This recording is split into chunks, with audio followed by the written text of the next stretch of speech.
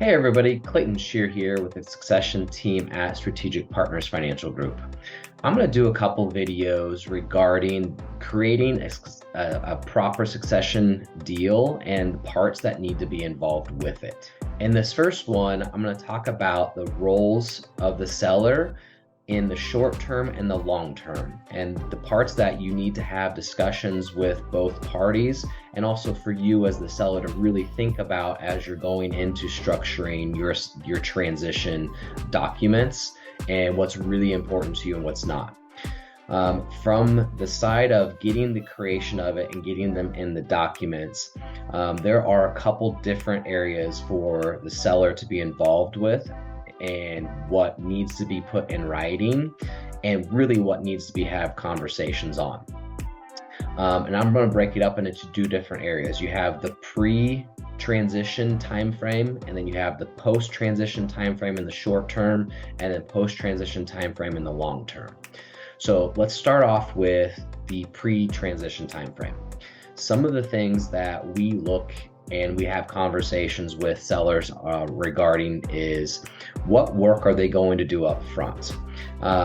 This could be in gathering client information, gathering locations, gathering all that documents and the information to help with the transition. That has to be done in order for everything to work efficiently, whether that's internal or external. We're still going to need all information on the business. So that's going to be a big area that you're going to have to start with. Another area is, once you kind of have somebody identified as a transition partner, is what is the communication and or marketing plan involved to relay that information to your clients. There may be something up front that you want to do before a transition even happens, from your side as the seller, of getting that communication out there. So there could be a plan put in place that you will be required or will want to do to make sure you get your clients informed before transition even happens. Another piece that does happen prior to the transition is, after you gathered all that data, what do you do with it? Put it in a format that's usable once the transition happens. And again, it's going to be really dependent on how much can or cannot be done up front, dependent on whether it's an internal or external transition for yourself. If it is an external one, a lot of time it's just gathering the information and having it accessible for that transition date. If it's internal, generally it's a little bit more flexible in what information you can share, but that's an area that you have to be very careful with and work with your compliance team on, just to ensure that you're following all the rules. Okay, those are the big ones I can see that are really pre-transition time frame. That is really a responsibility on the seller side. The buyer should be doing a lot of that work with you also. Again, that's where compliance side is. You want to make sure that sharing of information is also up to board. Okay. Now, post-transition. Let's start with the short term and post-transition. One of the biggest ones, and the ones most time consuming, and something that as a seller that you're really going to want to figure out what you want it to look like, is how involved do you want to be in the transition meetings.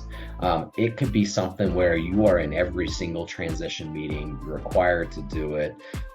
And if that is the case, well, then how many meetings would you like per day, per week, in the starting period?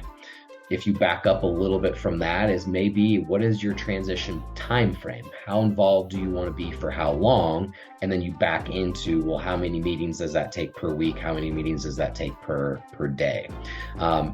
Another thing to think along those sides for that transition meetings is, do you want them every day of the week, or do you only want to have transition meetings certain days per week?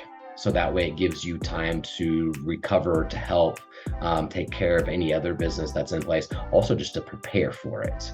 But the transition meetings, I think, is one of the biggest decisions that as a seller you want to make up front of how involved do you want or do not want to be. From our experiences, the more involved you are as a seller, the higher success you're going to have, because you're actually passing off that responsibility from you to the buyer, is really what it comes down to.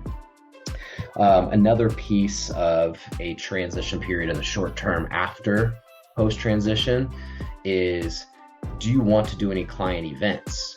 If so, what do those events look like? Is it an introduction event? Is it a event, kind of a client appreciation event after some of the transitions have happened? It could even be a retirement event for yourself too. Putting that in writing of what and how much you want to be involved in those is a really good thing for yourself to do. The other piece I kind of mentioned just a few minutes ago on the transition period is to figure out how much, let me rephrase that, how long do you want those transition meetings to last? It's really going to be dictated based on the size of your practice and how many clients you have, but you can also very narrow it in based on who you want to focus on first. So you can really get into the details and really control how long you're involved in a transition meeting process. As we kind of move to the more long-term post-transition, I think it really comes into when do you want to be done? When do you want the transition to be out? There is no right or wrong answer here. We've seen it where it's as soon as a few months, and we've also seen where it's as long as a few years. And that's going to really be dependent on how much you want to, let's quote unquote, call it consult and be available to help in the event the buyer needs or has conversations or needs to be able to pull you in.